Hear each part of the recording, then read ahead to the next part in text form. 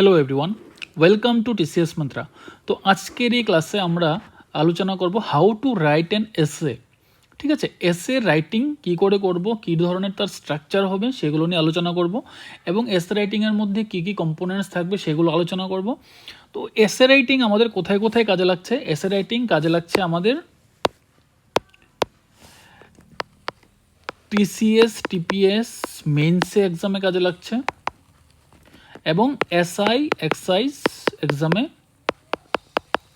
কাজে লাগছে। ওকে, তো টিসিএস টিপিএস এর মধ্যে এসে রাইটিংটা আসবে 40 মার্কসের জন্য, এবং এসআই এক্সাইজ আসবে সেটা 20 মার্কসের জন্য।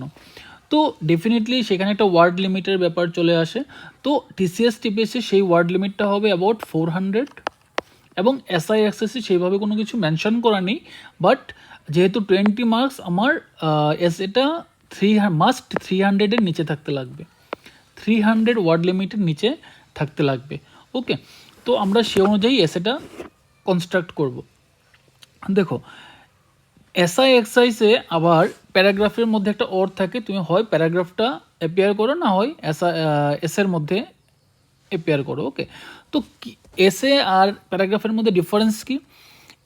প্যারাগ্রাফ হচ্ছে আমাকে একটা প্যারাগ্রাফের মধ্যে এটাকে লিখতে লাগবে, একটা প্যারার মধ্যে আমাকে পুরো ব্যাপারটা লিখতে লাগবে। ওকে, এসের মধ্যে কি হয়? এসের মধ্যে আমি প্রত্যেকটা পয়েন্ট উঠিয়ে প্রত্যেকটা পয়েন্ট, ডিফারেন্ট পয়েন্ট উঠিয়ে আমি লিখি। ঠিক আছে, যতগুলো ডিফারেন্ট পয়েন্ট হয়, যতগুলো অ্যাসপেক্টস হয়, সেগুলো আমি লিখি। তো এসে is the better form of paragraph. ঠিক আছে, প্যারাগ্রাফটাকে আরও সুন্দর করে সাজিয়ে আমি এসে ফরম্যাটে লিখতে পারি। ওকে, তো চলো দেরি না করে শুরু করি। এসে রাইটিংয়ের ফার্স্ট অফ অল আমরা স্ট্রাকচারটা দেখব, দেন আমরা একটা এসে নেব, যে এসেটার ডিফারেন্ট কম্পোনেন্টসগুলো বা কী ধরনের লেখাগুলো হওয়া উচিত সেই জিনিসগুলো আলোচনা করব। ওকে, দেখো, প্রথমত হচ্ছে এসের মধ্যে তিনটে পার্ট, অ্যাটলিস্ট তিনটে পার্ট তোমার অবশ্যই হতে লাগবে। মানে একটা এসের মধ্যে তোমার তিনটে পার্ট বা তিনটে প্যারা ডেফিনেটলি তোমার থাকতে লাগবে। একটা প্যারা কি হবে? ইন্ট্রোডাকশনের প্যারা হবে, একটা তোমার মেন বডির প্যারা হবে, একটা হবে কনক্লুশনের প্যারা। ওকে, তো ইন্ট্রোডাকশনের মধ্যে কি কি থাকা উচিত? ইন্ট্রোডাকশনের মধ্যে তুমি ডেফিনেটলি একটা কোট ইন্ডিউস করবে, ডেফিনেটলি একটা কোট থাকবে, ডিফারেন্ট পার্সোনালিটিসদের কোট হতে পারে, বা যে কোনো বুকের থেকে নেওয়া একটা ভালো কোনো কোট হতে পারে। তো ডিফারেন্ট একটা কোড তুমি ইউজ করবে। কোডটা ইউজ করলে কি হয়? একটা ইমপ্রেশন তৈরি হয়, একটা ভালো ইমপ্রেশন তৈরি হয় তোমার ব্যাপারে এক্সামিনারের মাথার মধ্যে। ঠিক আছে, তো যদি তোমার সেই কোডটা ডেফিনেটলি এসের সাথে রিলেটেড হয়, হ্যাঁ, এমন কোনো কোড আমরা ইউজ করব না যে কোডটা আসলে ওই এসের সাথে মানে পুরোপুরি রিলেটেডই না। আমাদের কোডটা এমন হতে হবে যেটা আমাদের এসের সাথে রিলেটেড। ঠিক আছে, এসের যে টপিকটা থাকবে সেই টপিকের সাথে রিলেটেড। ওকে, দেন ইন্ট্রোডাকশান। এবার ইন্ট্রোডাকশান আমি কী লিখব? ইন্ট্রোডাকশানে নাথিং বাট আমরা ডেফিনেশনটা ভালো করে লিখব। ঠিক আছে, টপিকটা কি জিনিস, যে টপিকটা আমাকে দেওয়া হয়েছে তার ডেফিনেশন শুধু লিখব। ঠিক আছে, এখানে আমি ডেফিনেশন থেকে বেশি কিছুই লিখবো না, কারণ ডেফিনেশনের মধ্যে যদি আমি শুধু ইন্ট্রোডাকশানে আমি ডেফিনেশন থেকে যদি বেশি কিছু লিখি, তাহলে আমি মেইন বডির মধ্যে লেখার জন্য পাবো না। আবার মেন বডিতে আমি যদি সেই একই জিনিসগুলো লিখতে থাকি, দেন আমার এসে রাইটিংটা ভালো দেখাবে না। ওকে, দেন আমি কি করব? শুধুই ডেফিনেশন দেবো, আর 3 থেকে 4টে লাইন 5টে লাইনের মধ্যে আমি ডেফিনেশনটা কমপ্লিট করব। Okay, then we will come to the main part, that is the body. Okay, এবার বডির মধ্যে কি কি থাকা উচিত? প্রথমত হচ্ছে বডিকে তুমি একটা প্যারাতেও লিখতে পারো, আবার তুমি বডিকে 3টে বা 4টে 5টে প্যারাতেও লিখতে পারো। ঠিক আছে, এবার ডিপেন্ড করবে সে কোন টপিক, কোন প্যারাগ্রাফ, তার উপরে। ঠিক আছে, তো প্রথমত হচ্ছে আমি ধরলাম আমার যে মেন বডিটা থাকবে, বডিটাকে আমি 3টে ভাগে ডিভাইড করলাম। It may be 4, it may be 5। ঠিক আছে, তো প্রথমত হচ্ছে আমি আমার যে টপিকটা থাকবে সেটাকে ডেসক্রাইব করব এই জায়গাতে। ঠিক আছে, বডির প্রথমেই আমি ডেসক্রাইব করব টপিকটাকে। ঠিক আছে, ডেসক্রাইব কী করে করব? এখানে যে টপিকটা দেওয়া থাকবে তার প্রেজেন্ট সিনারিওটা আমি দেবো, যে এখন কি সিনারিও আছে, তার পাস্ট যদি কোনো সিনারিও থেকে থাকে যেগুলো রেলিভেন্ট এবং আমার জানানো উচিত, তো আমি সেগুলো ইনক্লুড করতে পারি। ঠিক আছে, তারপর চলে আসবে আমার যে টপিকটা থাকবে সেই টপিকটার কজ অথবা ডিফারেন্ট অ্যাসপেক্টসগুলো। ডিফারেন্ট পয়েন্টের থেকে আমি আমার টপিকটাকে ডিসক্রাইব করতে পারি। তো সেই ডিফারেন্ট অ্যাসপেক্টসগুলো দেবো, অথবা এমনও হতে পারে যে কোনো একটা টপিক সেটার কজ আমাকে এখানে লিখতে হতে পারে। ওকে, এরপর চলে আসবে আমাদের final part of the body, that is impact. আমার যে টপিকটা দেওয়া থাকবে তার যদি কোনো রকম কোনো ইম্প্যাক্ট থাকে সেগুলো আমি লিখব, অথবা আমি যেই জিনিসটা দেওয়া আছে সেগুলোর ডিফারেন্ট চ্যালেঞ্জেস থাকতে পারে, সেই চ্যালেঞ্জেসগুলোর ব্যাপারে আলোচনা করব, অথবা এখানে আমি আমার যে টপিকটা দেওয়া থাকবে সেই টপিকটা রিলেটেড কোনো রকম আউটকাম যদি থেকে থাকে সেই আউটকামগুলোর ব্যাপারে আলোচনা করব। ঠিক আছে, রেজাল্টগুলো। ঠিক আছে, তো কনক্লুশনের মধ্যে আমরা মেনলি আবার একটা কোট ইউজ করতে পারি। কনক্লুশনের মধ্যে আমরা একটা সুন্দর একটা কোট যদি ভালো হয় দেন আমরা ইউজ করতে পারি। আর কি করব, আমরা জাস্ট একটা স্টেটমেন্ট ইউজ করব, যে স্টেটমেন্টটা বেসিক্যালি পুরো প্যারাগ্রাফের একটা সামারি বলতে পারো। ঠিক আছে, একটা স্টেটমেন্টের মধ্যে যেন আমি পুরো প্যারাগ্রাফটাকে টেনে দিতে পারি। ঠিক আছে, এমনভাবে একটা স্টেটমেন্ট ইউজ করব। তো বেসিক্যালি এখানেও আমার 3 to 4 লাইন্স আমি ইউজ করতে পারবো, তার থেকে বেশি নয়। হ্যাঁ, তার থেকে বেশি নয় এই কারণে যে আমার যে ওয়ার্ড লিমিট দেওয়া আছে সেই ওয়ার্ড লিমিটের মধ্যে আমাকে এসেটা কমপ্লিট করতে লাগবে। ওকে, তো চলো আমরা আজকে একটা এসের স্ট্রাকচারটা দেখি এবং তার মধ্যে কি কি পয়েন্ট আমরা অ্যাড করতে পারি সেগুলো একটু দেখি। দেন আমাদের একটা ব্রিফ আইডিয়া হয়ে যাবে যে আমাদের এসের মধ্যে কি কি থাকা উচিত। ওকে, দেখো আমরা আজকে যে টপিকটা নিলাম সেটা একটা খুবই কমন টপিক এবং ট্রেন্ডিং টপিক এবং সবসময়ই পরীক্ষাতে এসে গেছে। ওকে, তো এই টপিকটা হচ্ছে ওমেন এম্পাওয়ারমেন্ট নিয়ে। ঠিক আছে, যেহেতু আমাদের সোসাইটিতে ওমেনদের পজিশন ডেফিনেটলি মেনদের থেকে একটু পিছিয়ে আছে আজকের ডেটেও, তো ওমেনের এম্পাওয়ারমেন্ট নিয়ে আমাদের আলোচনা করতে লাগবে। ঠিক আছে, যেহেতু আমরা আজকের দিনে আমরা ইকুয়ালিটি নিয়ে কথা বলি, হ্যাঁ, জেন্ডার ইকুয়ালিটি বা সোসাইটাল ইকুয়ালিটি বা এগুলো নিয়ে যখন কথা বলি, দেন ওমেনদের পিছিয়ে থাকাটা একদমই কনসিডারেবল না। তো ওমেনদের এম্পাওয়ারমেন্ট করা উচিত। এম্পাওয়ারমেন্ট বলতে কী জিনিস আমরা বুঝি? আচ্ছা, ফার্স্ট অফ অল আমরা এখানে একটা কোট ইউজ করব। ঠিক আছে, এখানে আমরা যে কোটটা ইউজ করলাম সেটা রিটেন বাই স্বামী বিবেকানন্দা। ঠিক আছে, তো আমার কাছে এর থেকে ভালো কোট আমি খুব ইয়েতে পাইনি বলতে আমি সেরকমভাবে মানে খুঁজে উঠতে পারিনি যে এর থেকে ভালো কোট ডেফিনেটলি আরও থাকবে। বাট তোমাদের কাছে যদি এর থেকে ভালো কোট ওমেন এম্পাওয়ারমেন্ট রিলেটেড থাকে দেন ডেফিনেটলি তুমি ইউজ করতে পারো। ওকে, তো কোটটা আমরা একবার দেখি এবং সেটা স্বামী বিবেকানন্দের কোট যেহেতু সেটা ডেফিনেটলি একটু অ্যাট্রাকশন ক্যারি করবে। ওকে, দেখো, there is no chance of the welfare of the world unless the condition of women is improved. It is not possible for a bird to fly on a one wing. তো এই যে পোর্শনটা দিয়ে আমি বুঝিয়ে দিলাম যে বার্ড যেমন তার একটা পাখা দিয়ে সে উড়তে পারবে না, তেমনি আমাদের সোসাইটি বা আমাদের জেনারেশন আমরা হিউম্যান লাইফে আমরা দুটো সাইড পাই, ওমেন এবং মেন। তো মেন এবং ওমেন দুজনকে যদি আমরা পাশাপাশি না রাখি দেন আমাদের ওভারঅল গ্লোবাল ডেভেলপমেন্ট বা আমাদের ওভারঅল ডেভেলপমেন্ট পসিবল হবে না কখনোই। ঠিক আছে, আমাদেরকে এই দুটো সেগমেন্টকে আমাদের পাশাপাশি এগিয়ে নিয়ে চলতে হবে। ওকে, দেখো ইন্ট্রোডাকশন। এবার আমি ইন্ট্রোডাকশন পার্টটা তুমি এখানে লিখতেও পারো, না লিখলেও হবে। ঠিক আছে, ইন্ট্রোডাকশন যে ওয়ার্ডটা তুমি লিখতেই পারো, বাট এর মধ্যে তুমি না লিখলেও পারো, এটা তুমি পয়েন্ট আউট করতে পারো, না করলেও চলবে। বাট আমাদের স্ট্রাকচারটা এই ধরনের হবে যে আমি ইন্ট্রোডাকশানে কিছু একটা পোর্শন লিখলাম, দেন আমি অন্য একটা পয়েন্ট নিয়ে কিছু একটা পোর্শন লিখলাম, দেন আমার পয়েন্ট ওয়াইজ আমি এগিয়ে যাবো। ওকে, দেখো দ্য টার্ম, প্রথমত আমি কি করলাম, আমি এখানে জাস্ট এম্পাওয়ারমেন্ট কী জিনিস এবং ওমেন এম্পাওয়ারমেন্ট কী জিনিস সেই জিনিসটাই লিখলাম 3 থেকে 4 লাইনের মধ্যে, এর থেকে বেশি আমার প্রয়োজন নেই। ঠিক আছে, তো এম্পাওয়ারমেন্ট বলতে আমরা কি বুঝি? ওমেনদের এম্পাওয়ার করা, হ্যাঁ, তাদের ক্ষমতা দেওয়া হাতে। তো এম্পাওয়ারমেন্ট কত রকম হয়? এম্পাওয়ারমেন্ট তোমার 2 রকমের হয়, সোশ্যাল এম্পাওয়ারমেন্ট এবং ইকোনমিক এম্পাওয়ারমেন্ট। তো সোশ্যালি এম্পাওয়ার কথার অর্থ হচ্ছে কোনো একজন ওমেনদের সোসাইটিতে বা আমাদের ফ্যামিলিতে যে ওমেন থাকবে, আমাদের মা বা বোনেরা থাকবে, তাদেরকে যেন আমি তাদের জন্য রেসপেক্ট করি, তাদের কথার জন্য আমি মূল্য দিই, বা তারা যদি তাদের কোনো পয়েন্ট রাখে সেই পয়েন্টগুলোকে যেন আমি কনসিডার করি। হ্যাঁ, এমন না যে যদিও আমাদের সমাজ কিন্তু এখনও পিতৃতান্ত্রিক সমাজ বা প্যাটার্নাল মানে সাইডটা বেশি স্ট্রং থাকে, ঠিক আছে। তো পিতৃতান্ত্রিক সমাজের মধ্যে আমরা থাকি, তো এইখানে আমরা ওমেন এম্পাওয়ারমেন্ট বলতে আমাদের মা বোনেদেরও যেন আমরা এম্পাওয়ার করি, তাদের কথাগুলোকে যেন রেসপেক্ট করি, তাদের পয়েন্টগুলোকে যেন আমরা নজরআন্দাজ না করি, বা এদের পয়েন্টগুলোকে যেন আমরা এড়িয়ে না যাই। ওকে, তো এইটারই মানে হচ্ছে এম্পাওয়ারমেন্ট, ঠিক আছে।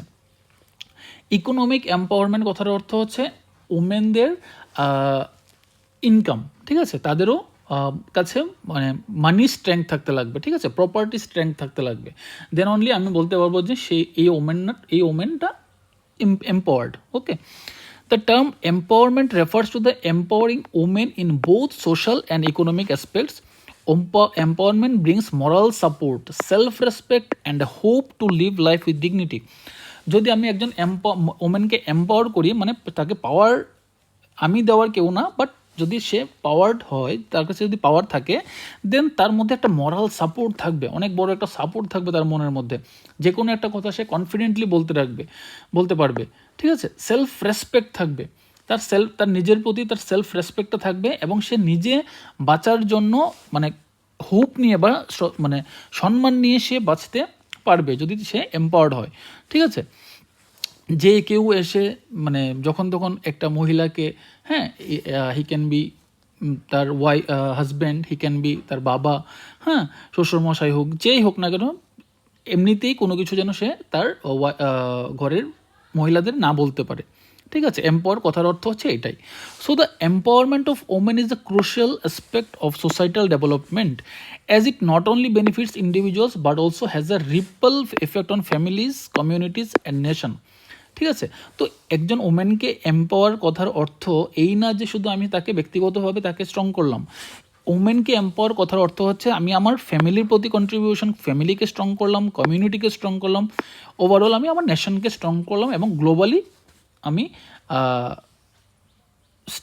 স্ট্রং করতে পারলাম আমার যে স্ট্যাটাসটাকে। ওকে, পাওয়ারফুল ওমেন ইন ইন্ডিয়া, যেহেতু আমরা ওমেন এম্পাওয়ারমেন্টের কথা বলছি, দেন আমাদের অবশ্যই কয়েকজন ডেফিনেটলি পাওয়ারফুল ওমেনের কথা বলতে হয়, এবং আমি যেহেতু ইন্ডিয়া থেকে বিলং করি, তো আমি ইন্ডিয়ার থেকেই আমি এক্সাম্পলগুলো নেব, বাইরে আমি যাওয়ার প্রয়োজন নেই এই কারণে আমাকে ওয়ার্ড লিমিট কিন্তু আমাকে ভেদে দেওয়া আছে, ঠিক আছে। তো এইখানে আমি থাউজেন্ডস অফ আমাদের কাছে পাওয়ারফুল ওমেনের এক্সাম্পল আমি নিতে পারি, বাট কয়েকজনেরই নিতে হবে, আমাদের কাছে এত ওয়ার্ড লিমিট নেই যে আমি সবার নাম বসে বসে লিস্ট করি। ওকে, তো কয়েকজনের নাম বলতে হয়। তো Vijaya Lakshmi Pandit, she was the 8th president of the UN general assembly. UN general assembly হবে, সরি, এটা UN general assembly. Okay, UN general অ্যাসেম্বলির 8th প্রেসিডেন্ট ছিলেন। She was also a freedom fighter, হ্যাঁ, ফ্রিডম মুভমেন্টে উনি অংশগ্রহণ করেছিলেন। She was also a minister in the cabinet of the first ministry. Okay, Kalpana Chawla astronaut, যার ব্যাপারে আমরা সবাই জানি। ইন্দিরা গান্ধী ব্যাপারে কত পাওয়ারফুল ওমেন ছিলেন উনি সবাই জানি। ঐশ্বরিয়া রায় মিস ইউনিভার্স ছিলেন। সানিয়া মির্জা, মেরি কম, ওনারা স্পোর্টসে খুব মানে পুরো ওয়ার্ল্ড ওনাদেরকে চেনে। Iron Chanu Sharmila, Mother Teresa, social activist হিসাবে আমরা জানি। কিরণ বেদির, যিনি ডিফেন্সে ছিলেন, ওনাকে জানি। সরোজিনী নাইডু, রানী লক্ষ্মীবাই, ফ্রিডম ফাইটার হিসাবে জানি। তো এমন কোনো ফিল্ড নেই আজকের ওয়ার্ল্ডে যে ফিল্ডে ওমেনরা অ্যাচিভ করতে পারেনি বা তাদের কন্ট্রিবিউশন নেই। প্রত্যেকটা সেক্টরে, প্রত্যেকটা প্রত্যেকটা ফিল্ডেই কিন্তু আমরা আমাদের ওমেনদের কন্ট্রিবিউশন দেখতে পাই, ঠিক আছে।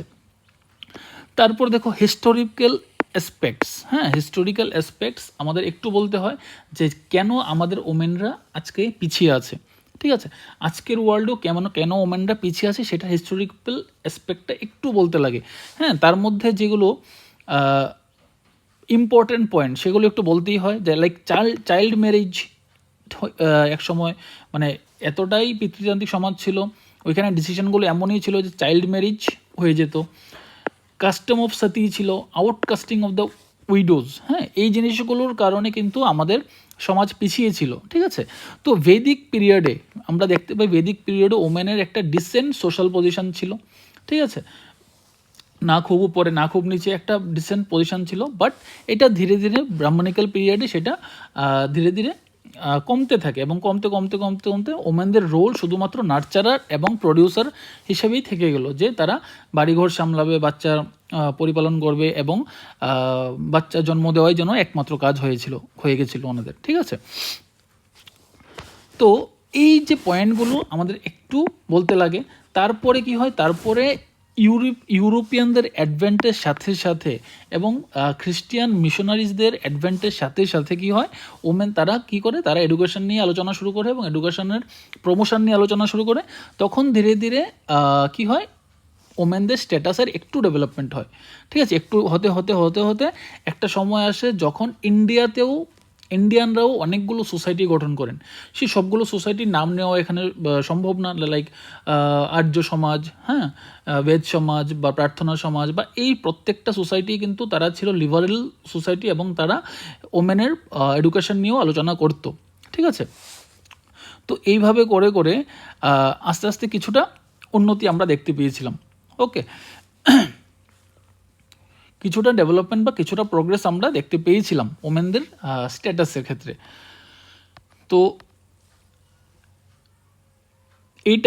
এই যে পয়েন্টটা আছে, সেই পয়েন্টটা ইটসেলফ এটা অনেক বড় পয়েন্ট, ঠিক আছে, অনেক বড় পয়েন্ট। এখানে আমি প্রি ইন্ডিপেন্ডেন্স এরাতে ওমেনদের কী স্ট্যাটাস ছিল, তারপরে পোস্ট ইন্ডিপেন্ডেন্স হইতে গভর্নমেন্টের ডিফারেন্ট স্কিম বা কীভাবে ডিফারেন্ট 5 ইয়ার্স প্ল্যান্সের মধ্যে কীভাবে ওমেনদের জন্য স্কিম আনা হয়েছিল, বা কী স্ট্যাটাস তখন কীভাবে ডেভেলপমেন্ট হয়েছিল, প্রোগ্রেস হয়েছিল, সেইগুলো আমরা আলোচনা করতে পারি।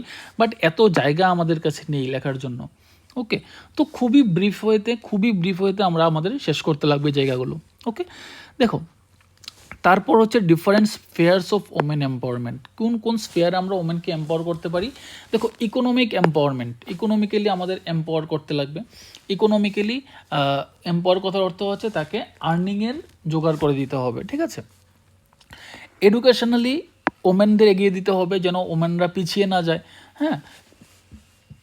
এই এডুকেশনালি এম্পাওয়ার কথার অর্থ হচ্ছে তাদের নলেজ ডেভেলপ করবে, তাদের ক্রিটিক্যাল থিঙ্কিং স্কিলস ডেভেলপ করবে, তাদের ডিসিশন নেওয়ার ক্ষমতা ডেভেলপ করবে, ওকে। তো এগুলো যখন ডেভেলপ করবে, ডেফিনেটলি ওমেনের একটা সেলফ রেসপেক্ট হবে, সে তার কোনো একটা রাইটস তার মধ্যে, রাইট বা অধিকার বোধ তার মধ্যে জন্মাবে, সে কিছু একটা কথা বলার অধিকার সে পাবে, ওকে। এবং অধিকার তো সবসময় থাকে, বাট সে ফিলটা করতে পারবে যে আমার অধিকার আছে এবং আমাকে বলা উচিত, ওকে। তারপর হচ্ছে ওমেনদের আমাদের লিডারশিপ পজিশানেও নিয়ে আসতে হবে, তারা যেন লিডারশিপ পজিশানে নিয়ে আসতে পারে। লাইক ইন্দিরা গান্ধী, বিজয়লক্ষ্মী পণ্ডিত, তারা লিডারশিপ পজিশানে ছিল, ঠিক আছে। তো তারা লিড করেছে এক সময় ইন্ডিয়াকে, ঠিক আছে। তো এই ধরনের পজিশনগুলোতেও আমাদের ওমেনদের স্থান রাখতে লাগবে, ওকে। when women hold position of power, then they can influence policy decisions, advocate for women's right and promote gender sensitive governance, ওকে। তো দেখো, কি হচ্ছে সাধারণত আমাদের সিস্টেমে আমরা এখনও দেখতে পাবো যে ম্যাক্সিমাম মেন আমাদের পার্লামেন্টে বসে আছে, ম্যাক্সিমাম মেন এখানে কাজ করছে, ওকে। তো ম্যাক্সিমাম মেন যখন কাজ করছে, কোথাও না কোথাও একটা মানে ডিসক্রিমিনেশন একটা হয়েই যাচ্ছে, হ্যাঁ। আমাদের ওমেনরা এখনও সেইভাবে 50% জায়গা নিতে পারেনি, ওকে। তো ডিসিশন মেকিংও কিন্তু তাদেরকে সমান প্রায়োরিটি দিতে হবে এবং তাদেরকে এগিয়ে নিয়ে যেতে লাগবে। চ্যালেঞ্জেস বিফোর ওমেন, দেখো ওমেনদের সামনে কী কী চ্যালেঞ্জেস থাকে। সোশ্যালি এবং ওয়ার্ক লাইফ দুই ক্ষেত্রেই তাদের অনেকগুলো চ্যালেঞ্জেস ফেস করতে হয়, যেগুলো হয়তো কোনো না কোনো দিকে একটা মেনকে ফেস করতে হয় না। লাইক দেখো, জেন্ডার ডিসক্রিমিনেশন এটা হয়ে থাকে, ভায়োলেন্স অ্যান্ড স্টেরিওটাইপিং, হ্যাঁ। তো ফ্যামিলিতে আমাদের কি হয়, আমাদের গ্রামেগঞ্জে যখন আমরা যাই, আমরা অনেকগুলো ফ্যামিলিতে আমরা দেখতে পাই যে জেন্ডার ডিসক্রিমিনেশন হয়ে থাকে, হ্যাঁ, চাইল্ড ম্যারেজের কথাবার্তা হয়ে থাকে। একটা মেয়ে তার পড়াশোনার কি দরকার, বা তার থেকে সায়েন্স নিয়ে পড়াশোনারই কি দরকার, হ্যাঁ, তো সে আর্টস নিয়ে পড়ুক, তারপর তো বিয়ে দিয়ে দেবো। তো এই ধরনের জেন্ডার ডিসক্রিমিনেশন হয়ে থাকে। একটা ছেলেকে ভালো জায়গায় পড়ানো হচ্ছে কিন্তু মেয়েকে হচ্ছে না। তো এই জিনিসগুলো কিন্তু এখনও আমাদের সোসাইটিতে প্রিভেলেন্ট আছে। ওকে, ভায়োলেন্স হচ্ছে ওমেনদের প্রতি, হ্যাঁ, হাজব্যান্ড তার ওয়াইফকে উপরে ভায়োলেন্ট হচ্ছে, হ্যাঁ। তো পিতৃতান্ত্রিক সমাজ, এটাকে আমরা বলছি স্টেরিওটাইপিং, পিতৃতান্ত্রিক সমাজের জন্য আমরা এই সোসাইটিকে স্টেরিওটাইপ সোসাইটি বলছি। ওকে, ওয়ার্ক প্লেসে তাদের unequal pay, limited job opportunity, এমন বলা হয় যে একজন মহিলা বা একটা মেয়ে সব কাজ করতে পারবে না, ঠিক আছে। তো সবগুলো কাজ মেয়েদের জন্য না, হ্যাঁ, এখানে শুধু ছেলেরাই কাজ করা উচিত। লাগে আমরা ফ্যাক্টরিতে ঢুকলে এমন কিছু কাজ থাকে যেগুলো দেখতে পাই শুধু ছেলেরাই কাজ করে, বিকজ অফ তাদের শক্তি বেশি, শরীরের শক্তি তাদের বেশি থাকে। ল্যাক অফ সাপোর্ট, অনেকগুলো কাজের জন্য আমরা ফ্যামিলির সাপোর্টও অনেক সময় মেয়েরা পায় না। ওকে, তারপর হচ্ছে সেফটি কনসার্নস, মেয়েদের একটা সেফটি কনসার্নসের ব্যাপার থাকে, হ্যারাসমেন্ট অ্যান্ড ভায়োলেন্স, ঠিক আছে। তো এইগুলোর ব্যাপার হয়ে থাকে। Gender equality, support system, safe and inclusive environment, এগুলো প্রোভাইড করতে হবে, ঠিক আছে। দেখো কনক্লুশনে আমরা কি বলবো, কনক্লুশন আমরা বলবো আমরা থ্যাঙ্ক জানালাম, কাকে থ্যাঙ্ক জানালাম, ডিফারেন্ট অ্যাক্টিভ যে এনজিওসগুলো আছে তাদেরকে থ্যাঙ্ক জানালাম, এবং ডিফারেন্ট গভর্নমেন্ট স্কিম যেগুলোর কারণে আজকের দিনে কিন্তু ওমেনদের যে ওমেনদের যে স্ট্যাটাস সেটা অনেকটাই উপরে উঠেছে। ওকে, like Beti Bachao Beti Padhao, maternity benefits কি, sexual harassment of women at work place act. তো এই ধরনের, এটা কয়েকটা জাস্ট আমাদের এক্সাম্পল নিলাম কয়েকটা স্কিমের।